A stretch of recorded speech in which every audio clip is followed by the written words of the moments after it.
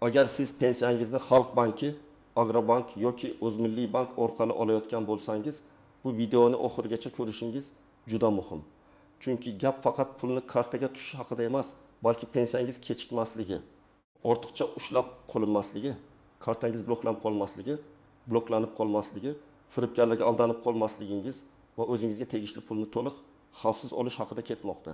Men bugun sizga oddiy tilda amaliy misollar bilan aynan pensionerlar va ularning farzandlari bilishi shart bo'lgan masalalarni tushuntirib beraman. Hozirning o'zida kanalga obuna bo'ling, videoga like bosing. Chunki bu ma'lumot nafaqat sizga, balki ota-onangiz, bobo-buyingiz, qo'shningiz yoki qarindoshingizga ham kerak bo'lishi mumkin. Avval pensiya olish tartibi ko'pchilik uchun juda sodda ko'rinardi. Odamlar pensiya kunini kutardi. Pul bank orqali yoki naqd shaklda berilardi.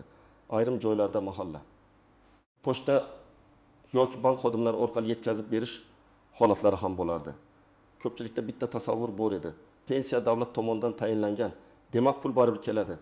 Bank esa shunchaki tarqatib beradi. Lekin hozir vaziyat o'zgargan. Pensiya to'lovlari tobora ko'proq bank kartalari, mobil ilovalar, bankomatlar, plastik karta muddatlari, SMS xabarnomalar, kredit qarzdorliklari, ijro hujjatlari va shaxsiy ma'lumotlar xavfsizligi bilan bog'lanib bormoqda. Bugungi kunda pensioner uchun eng katta xavf pul umuman kelmasligi emas. Asosiy xavf boshqa joyda, pul keladi, lekin odam uni vaqtida yecha olmaydi. Karta muddati tugagan bo'ladi. Bankomat komissiya ushlaydi. Kimdir telefon qilib kod so'raydi. Kredit yoki qarzdorlik sababli pulning bir qismi avtomatik yechiladi. Pensioner boshqa bankka o'tmoqchi bo'ladi, lekin qanday ariza yozishni bilmaydi. Naqd pul kerak bo'ladi, lekin bankda navbat katta bo'ladi. Mana shularning hammasi oddiy odam uchun asob vaqt va ba'zan pul yo'qotish degani. Men ko'p hollarda shuni ko'raman. Muammo qonun yoki bank tizimida emas, odamning o'z huquqini bilmasligida bo'ladi. Pensioner bank xodimi nima desa, shuni yagona to'g'ri yo'l deb o'ylaydi. Aslida esa pensionerning tanlash huquqi bor, ma'lumot olish huquqi bor. Tushunarsiz ushlab qolish bo'lsa, izoh talab qilish huquqi bor. Kartasi ishlamasa almashtirishni so'rash huquqi bor. Eng muhimi, pensiya bu odamning mehnati evaziga yoki ijtimoiy himoya sifatida tayinlangan mablag'. Uni olish jarayoni odamga qiynoq bo'lmasligi kerak. Birinchi navbatda pensiyasini bank kartasiga olayotgan barcha fuqarolar e'tiborli bo'lishi kerak. Xalq banki, Agrobank yoki O'zmilliy bank bo'ladimi? Farqi yo'q.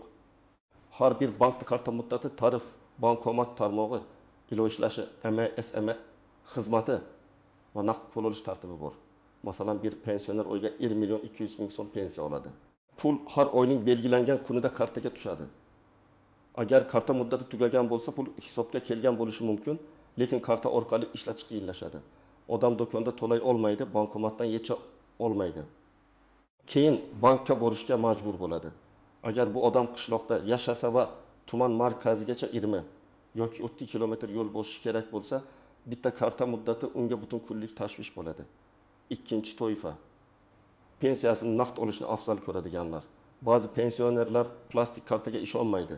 Pulni qo'lda ushlab turishni xohlaydi. Bu tabiiy holat, lekin naqd pul olishda ham tartib bor. Bankomatda pul bo'lmasligi mumkin. Bank kassasida navbat bo'lishi mumkin. Ayrim filiallarda katta summani oldindan buyurtma qilish talab qilinishi mumkin. Misol uchun, pensioner 2 million so'm pensiya oladi va uni to'liq naqd qilmoqchi. Bankomat esa faqat 2 million so'mgacha chiqarishi yoki mayda kupyura bo'lmasligi mumkin. Shunday vaziyatda odam bank xodimidan aniq so'rash kerak. Qachon kelsam to'liq olaman? Oldindan yozilish kerakmi? Komissiya bormi yoki yo'qmi? Savol berishdan uyalmang. Chunki bu sizning pulingiz. Uchinchi toifa, bankdan kredit olgan pensionerlar. Bu juda nozik mavzu. Ko'pchilik pensionerlar farzandiga yordam berish uchun to'y davolanish, uy ta'miri yoki maishiy texnika uchun kredit oladi. Keyin pensiya kartasiga pul tushishi bilan kredit to'lov avtomatik ushlanishi mumkin. Masalan, odamning pensiyasi 20 million 500 ming so'm, kredit oylik to'lov 600 ming so'm. Pul tushgan kuni bank 600 ming so'mni yechib olsa, kartada 900 ming so'm qoladi. Pensioner esa buni pensiyam kamayibdi deb o'ylashi mumkin. Aslida bu kredit shartnomasidagi avtomatik yechim bo'lishi mumkin. Shuning uchun kredit olgan har bir pensioner shartnomani tushunib olishi, oylik to'lov sanasini bilishi va bankdan qarzdorlik jadvalini talab qilishi kerak. 4-toifa. aliment, jarima, kommunal qarz yoki sud ijrosi bilan bog'liq ushlab qolishlari bor odamlar. Pensiya mablag'idan ayrim holatlarda qonuniy tartibda ushlab qolish bo'lishi mumkin, lekin bu har doim ham cheksiz va tushuntirishsiz bo'lmaydi. Agar pensiyangizdan pul kam tushayotgan bo'lsa, darhol bank yeb qo'ydi deb xulosa qilmang. Avval bankdan hisob varaq ko'chirmasini oling. Unda pul qachon tushgani, qayerga yechilgani, qanday asos bilan ushlangani ko'rinadi. Agar ushlab qolish ijro hujjati asosida bo'lsa, majburiy ijro byurosidan ma'lumot so'rash kerak bo'ladi. Men bunday vaziyatlarda har doim qog'ozli izoh talab qilishni maslahat beraman. Chunki og'zaki gap ertaga isbot bo'lmaydi. 5-toifa farzandlari yoki qarindoshlari kartadan foydalanadigan pensionerlar. Juda ko'p oilalarda pensioner kartasini o'g'liga, qiziga yoki nevarasiga berib qo'yadi. Bolam yechib keladi, men tushunmayman. Pin kodni u biladi deyishadi. Bu oilaviy ishonch masalasi. Men bunga aralashmayman. Lekin xavfsizlik nuqtai nazaridan shuni aytaman. Karta egasi pensioner bo'lsa, javobgarlik ham ko'pincha uning nomida bo'ladi. Agar karta yo'qolsa, kod boshqaga tushsa, noma'lum to'lovlar qilinsa, keyin isbotlash qiyin bo'ladi. Shuning uchun hech bo'lmaganda karta qayerda? Pin kodni kim biladi? Pul qachon yechilganini pensionerning o'zi yoki ishonchli farzandi nazorat qilib turishi kerak. Agar pensiyangiz har oy o'z vaqtida tushayotgan bo'lsa, karta muddati amalda bo'lsa, kredit yoki ijro qarzdorligingiz bo'lmasa, bankomatdan yoki kassadan pulni muammosiz olayotgan bo'lsangiz, ortiqcha xavotirga tushmang. Lekin baribir nazoratni bo'sh qo'ymang. Chunki muammo ko'pincha birdan chiqadi. Bugun karta ishlaydi, ertaga muddati tugaydi. Bugun telefoningiz xavfsiz, ertaga firibgar qo'ng'iroq qiladi. Bugun bankomat yaqin, ertaga filial ta'mirda bo'ladi. Shuning uchun xavotir emas, hushyorlik kerak. Masalan, 18 yoshli otaxon pensiyasini Xalq banki kartasiga oladi. Har oy 20 million 800 ming so'm tushadi.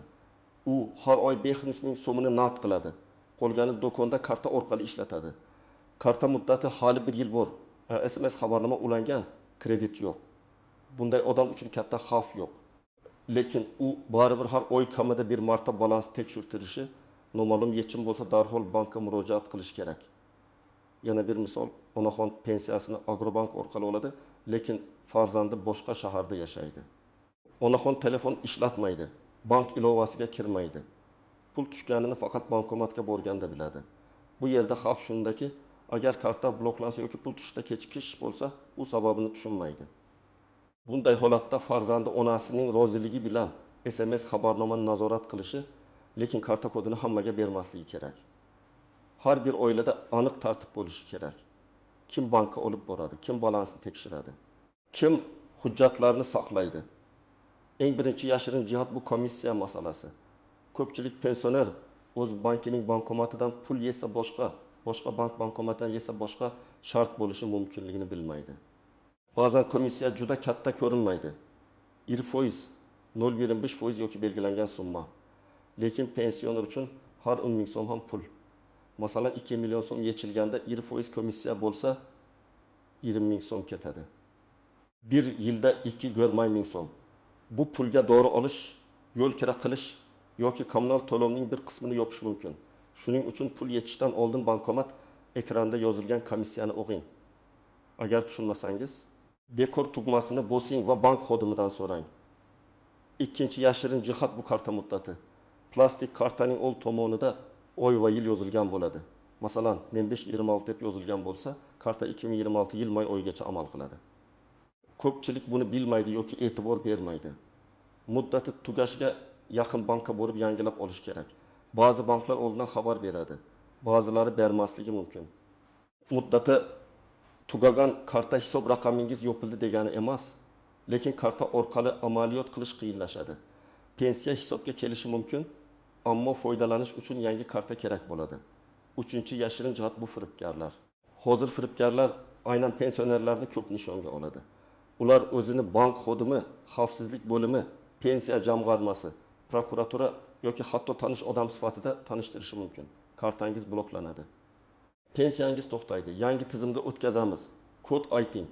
SMSdagi raqamni o'qing, ilovani o'rnating deb qo'rqitishadi. Men qat'iy aytaman, bank xodimi sizdan SMS kod, PIN kod, karta paroli yoki mobil ilova parolini so'ramaydi. Bunday ma'lumotni aytgan odam o'z pulini qo'li bilan firibgarga topshirgan bo'ladi. 4-jihat bu bankni almashtirish masalasi. Pensioner pensiyasini faqat bitta bankdan olishga majbur degan tushuncha noto'g'ri bo'lishi mumkin. Amaldagi tartiblarga qarab fuqaro o'ziga qulay bank orqali pensiya olish uchun murojaat qilishi mumkin. Lekin bu jarayon og'zaki meni boshqa bank o'tkazing deyish bilan bitmasligi mumkin. Ariza, shaxsni tasdiqlovchi hujjat, pensiya ma'lumotlari va yangi bank rekvizitlari kerak bo'lishi mumkin. Shuning uchun bankni almashtirishdan oldin pensiya jamg'armasi bo'limi yoki xizmat ko'rsatish markazidan aniq tartibni so'rab oling. Eng muhimi, eski kartani darhol tashlab yubormang. Yangi bankka to'liq o'tganini ko'rmaguningizcha eski hisob bo'yicha ham ma'lumotni saqlang. 5-jihat bu ishonchnoma orqali pensiya olish. Ayrim pensionerlar yura olmaydi. Kasal boshqa hududda, farzandinikida yoki chet elda bo'lishi mumkin. Bunday vaziyatda ishonchli shaxs orqali pul olish masalasi chiqadi. Bu holatda notarial ishonchnoma, shaxsni tasdiqlovchi hujjatlar va bank talab qiladigan boshqa hujjatlar kerak bo'lishi mumkin. Lekin ishonchnoma berganda juda ehtiyot bo'lish kerak. Ishonchnoma kimga berilyapti? Qancha muddatga berilyapti? Faqat pensiya olishgami yoki boshqa amaliyotlarga ham ruxsat beryaptimi? Hammasini o'qib chiqing. O'qimasdan imzo qo'ydim degan gap keyin muammoni hal qilmaydi. Endi nima qilish kerakligini aniq aytaman. 1-qadam. Pensiya qaysi bankka tushayotganini, karta raqami va hisob raqam holatini aniqlang. Buning uchun bank filialiga pasport yoki ID karta bilan boring. Xodimdan hisob varaq bo'yicha oxirgi 3 oylik ko'chirma so'rang.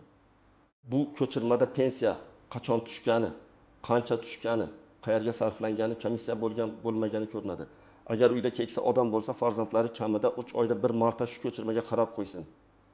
2-qadam. Karta muddatini tekshiring. Karta oldidagi amal qilish muddatini ko'ring. Agar muddat tugashiga 1-2 oy qolgan bo'lsa, bankka borib, yangi karta chiqarish tartibini so'rang. Yangi karta uchun ariza kerakmi?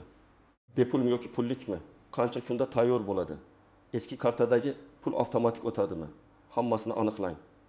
Karta yangilanayotganda eski PIN kod, yangi PIN kod, SMS xabarnoma va mobil ilova masalalarini ham tartibga soling. 3-qadam, SMS xabarnomani yoqing. Agar pensionerning o'zi telefon ishlatilmasa, ishonchli farzandi yoki yaqin qarindosh yordam bersin. Lekin telefon raqami kimning nomida ekanini ham biling. SMS kelib tursa, pul tushgani darhol bilinadi. Agar noma'lum yechim bo'lsa, vaqtida bankka murojaat qilasiz. 1 oy o'tib ketgandan keyin pulim qayerga ketdi deb qidirishdan ko'ra, o'sha kuni bilgan yaxshi. 4-qadam. Kredit va qarzdorlikni tekshiring. Agar pensioner nomida kredit bo'lsa, bankdan to'lov jadvalini oling. Qancha qarz qolgan, oyiga qancha yechiladi, qaysi sanada yechiladi, muddatidan oldin yopsa nima bo'ladi, kechiksa jarima bormi? Hammasini yozma shaklda oling. Agar pensiyadan ijro asosida pul ushlanayotgan bo'lsa, majburiy ijro byurosidan asos hujjatini so'rang. Kimdir aytdi, emas, hujjat kerak. 5-qadam, bankomatdan pul yechishda shoshilmang. Ekranda komissiya chiqsa, diqqat bilan o'qing. O'z bankingiz bankomati qayerda borligini oldindan bilib oling. Katta summa yechmoqchi bo'lsangiz, bank kassasiga murojaat qiling. Bankomat yonida begona odamdan yordam so'ramang. Agar ko'zingiz yaxshi ko'rmasa yoki tugmalarni tushunmasangiz, faqat ishonchli odamingiz bilan boring. PIN kodni ovoz chiqarib aytmang. Qog'ozga yozib kartaning yonida saqlamang. 6-qadam. Shubhali qo'ng'iroqlarga javob berishda qoidani yodda tuting. Kim qo'ng'iroq qilmasin, agar SMS kod, PIN kod, karta raqami, ilova paroli, pasport ma'lumotini so'rasa, suhbatni to'xtating. Keyin kartaning orqa tomonidagi yoki bankning rasmiy saytida ko'rsatilgan telefon raqamiga o'zingiz qo'ng'iroq qiling. Hech qachon qo'ng'iroq qilgan odam aytgan raqamga qayta qo'ng'iroq qilib, unga ishonib ketmang. Firibgarlar juda ishonchli gapiradi, shoshiltiradi, qo'rqitadi.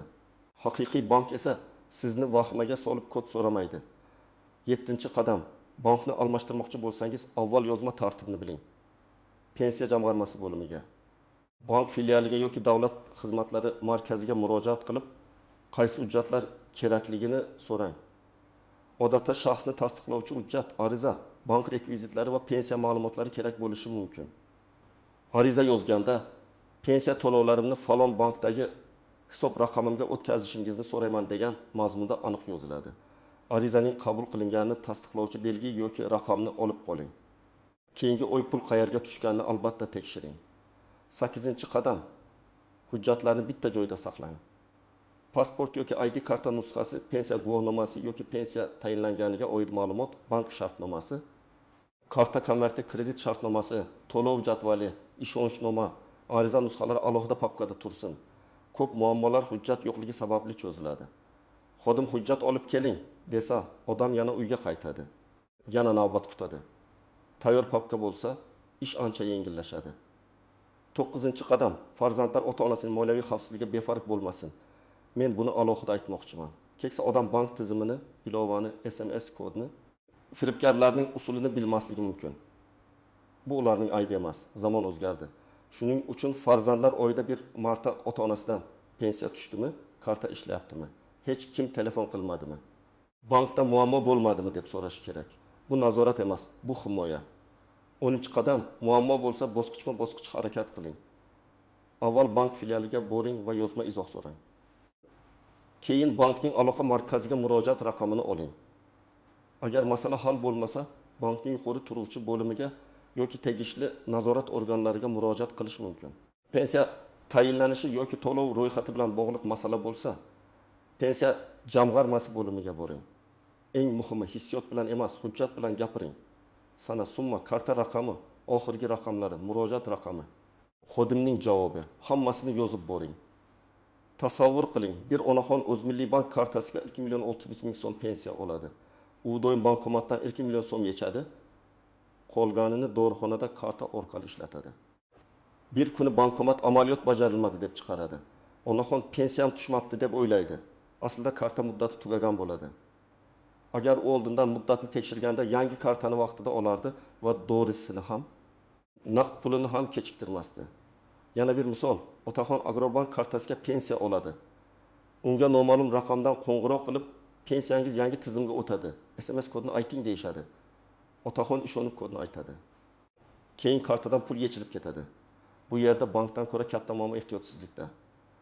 Agar otaxon bitta qoidani bilganida, ya'ni hech kimga SMS kod aytilmasligini, pul saqlanib qolardi. 3-misol. Pensioner Xalq bankidan kredit olgan. Pensiyasi 2 million so'm, kredit to'lovi tek 30.000 so'm. Har oy pul tushishi bilan tek 30.000 so'm yechiladi. Pensioner pensiyam kamaydi deb norozilik qiladi. Bank ko'chirmasini olgandan keyin ma'lum bo'ladiki, bu kredit shartnomasida ko'rsatilgan avtomatik to'lov ekan. Demak, kredit olishdan oldin oylik to'lov pensiyadan keyingi yashash xarajatlariga qanday ta'sir qilishini hisoblash kerak edi. 4-misol, farzandi onasining kartasini ishlatadi. Har oy pulni yechib berdim deydi. Lekin onaxon qancha pensiya tushishini, qancha yechilganini bilmaydi. Bir kun davolanishga pul kerak bo'lganda kartada mablag' kamligi ma'lum bo'ladi. Bu yerda oilaviy ishonch saqlangan holda ham hisob-kitob bo'lishi kerak. Masalan, har oy SMSni ko'rsatish, bank ko'chirmasini olish yoki pensionerning o'ziga qancha pul kelgani va qancha sarflanganini aytish kerak. Demak, agar siz pensiyangizni Xalq banki, Agrobank yoki O'zmilliybank orqali olayotgan bo'lsangiz, eng muhim vazifa pensiya tushishini kutib o'tirish emas, balki kartangiz, hisobingiz, hujjatlaringiz, komissiyalar, kreditlar va xavfsizlikni nazorat qilishdir. Karta muddatini tekshiring, SMS xabarnomani yo'qing, bank ko'chirmasini oling, begonalarga kod aytmang, tushunarsiz yechim bo'lsa, yozma izoh talab qiling. Bu oddiy qadamlar sizni katta tashvishdan, pul yo'qotishdan va ortiqcha yugur-yugurdan saqlaydi. Agar sizda pensiya bank orqali tushishi, karta bloklanishi, pul ushlanishi yoki bankni almashtirish bo'yicha savol bo'lsa, kommentariyada yozib qoldiring. Qaysi bankdan pensiya olasiz va qanday muammoga duch kelgansiz? Tajribangizni yozing, boshqalarga ham foydasi tegadi. Videoga like bosing, kanalga obuna bo'ling va bu videoni ota-onangizga, qarindoshlaringizga, pensioner tanishlaringizga yuboring. Chunki bugun bitta to'g'ri ma'lumot kimningdir butun oylik pensiyasini saqlab qolishi mumkin.